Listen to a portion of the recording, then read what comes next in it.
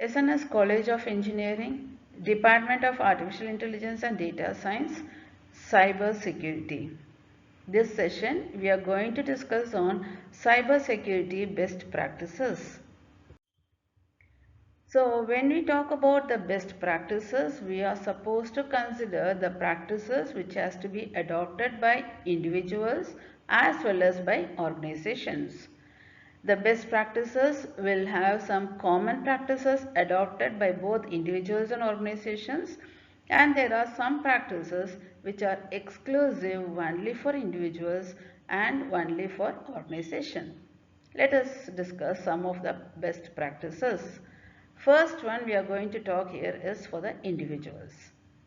Individuals are supposed to use a strong password which can be a combination of alphabets in uppercase, lowercase and permitted special characters. Should not use any personal data as a password. The second thing is multi-factor authentication, which is a two-type or double-layered password protection. The next one is updating a software regularly so that the tools and applications used are updated with high level of securities. We are supposed to have cautions on using the emails and links which are being forwarded through emails, because selecting or clicking on the email might intrude the cyber security threat. The antivirus and firewall protections are mandatory to avoid any network attacks. We are supposed to keep our data backup regularly done, either keeping it in the cloud platform or getting it with our external drives. The next one is going to be not disclosing any passwords to unauthorized users. Keep always accounts logged out when we are not going to use them. This prevents a high level of a security threat. Use always a VPN when we are using a public Wi-Fi, which is very essential. The next one is we are going to talk about the organization's part of best practices for security in cyber. Conduct a regular security audit which ensures that you are having no vulnerabilities over on the network.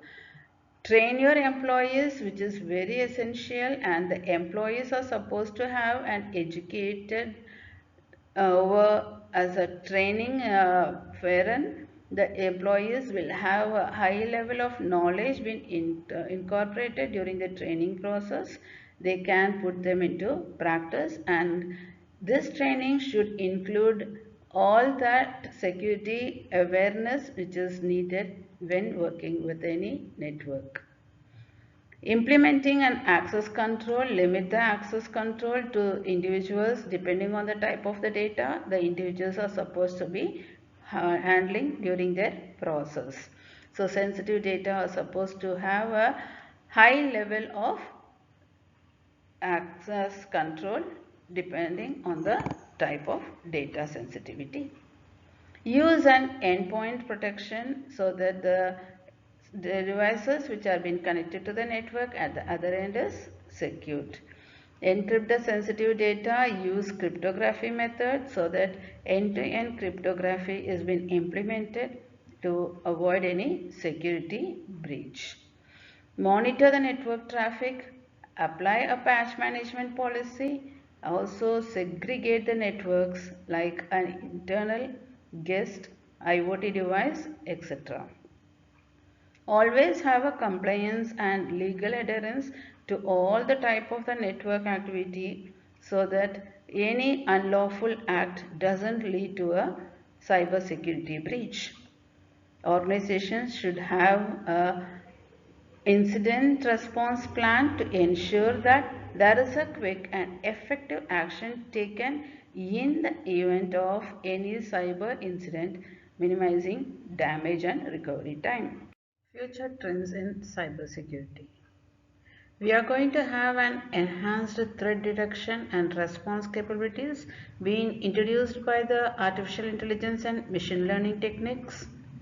We are going to have the strict verification for every user and the device used over the network, which is implemented by a zero trust architecture. And we will have a stricter regulations which enhance the data protection and standards implemented by increased regulation and compliances. Thank you.